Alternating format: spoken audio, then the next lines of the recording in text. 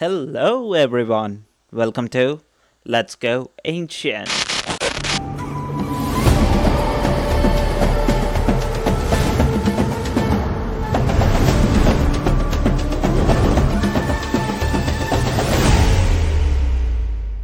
Today, I want to talk about one of the greatest mysteries of human history, the lost city of Atlantis, or some call it as Lost Empire of Atlas.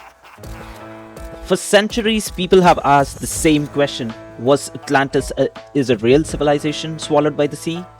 Or was it only a powerful myth created by Plato to warn the world about greed, power, and destruction? While researching this particular story, I had so many questions. If Atlantis was real, where did it exist?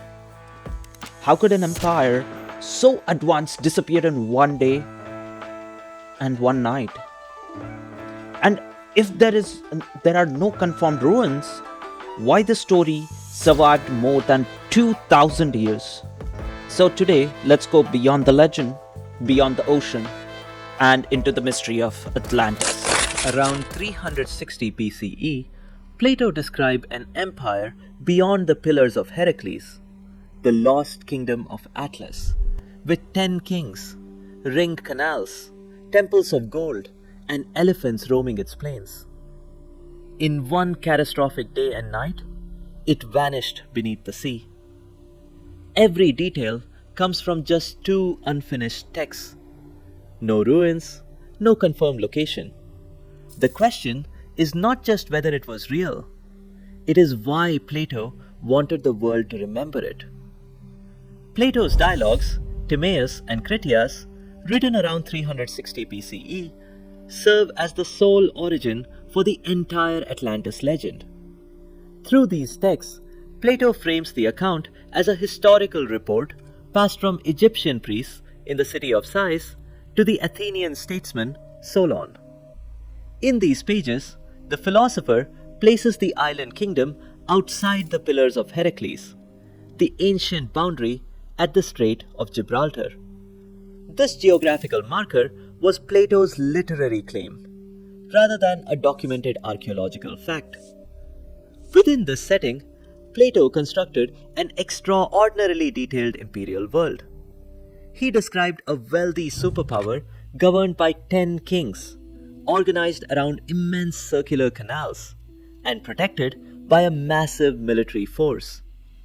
The texts portray an abundance of raw materials, exotic animals like elephants, and grand temples lined with precious metals. Yet, despite centuries of search, no confirmed ruins, shipwreck layers, or physical records from the ancient Mediterranean validate this sprawling empire. The world of Atlas exists entirely in the ink of Plato's manuscripts, creating a boundary where historical investigation meets philosophical myth. Plato's narrative begins with the gods.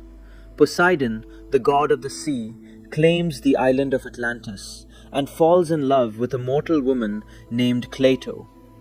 To protect her, he carves the central hill where she lives into a fortress, surrounding it with alternating rings of water and land, 2 of land and 3 of water, making the site inaccessible to humans. Cleito bears 5 pairs of twin sons, establishing a royal genealogy of 10 kings. Poseidon divides the island among these 10 brothers, appointing Atlas, the eldest twin, as the supreme ruler. From Atlas, both the massive island and the surrounding ocean receive their name. As generations pass, the kings transform this natural fortress into a highly organized capital. They bridge the concentric rings of water, carving a massive canal 300 feet wide and 100 feet deep to connect the inner circles directly to the open sea. At the very center sits a magnificent citadel containing the golden temple of Poseidon, decorated with silver, gold, and a flashing red metal called orichalcum. The city thrives on natural riches. The surrounding plains produce abundant food, supporting exotic wildlife like elephants, while rich mines yield metals for defensive walls coated in brass, tin, and orichalcum. Guardhouses, harbors, and shipyards bustle with trade, while the concentric circles contain public baths, racetracks, and barracks for a massive military force. Every detail of these perfect geometric circles projects absolute control, wealth, and imperial ambition. Yet, this precise blueprint remains a literary portrait. No stone of this concentric capital has ever been found. Its grand design exists solely on the pages of Plato's manuscripts, a vivid image of an empire at the absolute height of its power. The early Atlanteans obeyed the laws and respected their divine heritage, living in harmony with their immense fortune. Yet, over many lifetimes, their spiritual purity faded. Human nature dominated their divine ancestry, and the citizens grew intoxicated by luxury and power. They looked outward, transforming their peaceful island into an aggressive military machine. Atlantean fleets swept across the sea, conquering northern Africa and southern Europe, intent on enslaving every nation within the Mediterranean basin. Only Athens stood firm. The Athenian citizens, representing Plato's ideal of civic duty and military bravery, led the resistance.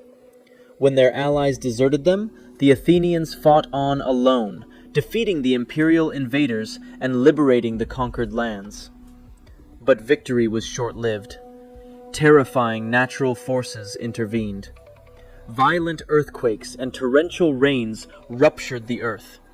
Within 24 hours, the ground devoured the victorious Athenian army, and the ocean swallowed the entire island of Atlantis, erasing it from the face of the earth. This sudden destruction drives Plato's warning. The story shows how even the grandest empire decays when it abandons virtue for greed. The narrative itself remains incomplete. The dialogue of Critias stops abruptly. Plato leaves his readers with a final, haunting image. Zeus, the god of gods, summons the heavenly assembly to pronounce a sentence of ruin upon the hubristic kingdom, leaving the ultimate fate of Atlantis forever frozen in mid-sentence. Investigators compare Plato's details with documented natural disasters and ancient ruins to test if a real civilization inspired the legend. The volcanic eruption of Thera around 1600 BCE stands as the most prominent parallel. Greek archaeologist Spiridon Marinatos proposed that this catastrophic explosion, which buried the Minoan settlement of Akrotiri on modern Santorini, inspired the legend. Akrotiri reveals a highly advanced maritime society with multi-story buildings, sophisticated drainage, and vivid frescoes, suddenly preserved under 40 meters of volcanic ash. While the resulting tsunamis devastated the Aegean, the site's geometry lacks concentric rings, and the chronology is thousands of years too recent. Farther west, the ancient kingdom of Tartessos in southern Spain offers a different match. Located near the Guadalquivir Delta, past the Strait of Gibraltar, this metal-rich culture flourished between the 8th and the 6th centuries BCE. Archaeological finds like the gold artifacts of the El Carambolo treasure confirm immense wealth. Yet, Tartessos lacks a ringed capital, and geological cores show no evidence of a sudden, single-day submergence. Other proposals look to striking geological formations.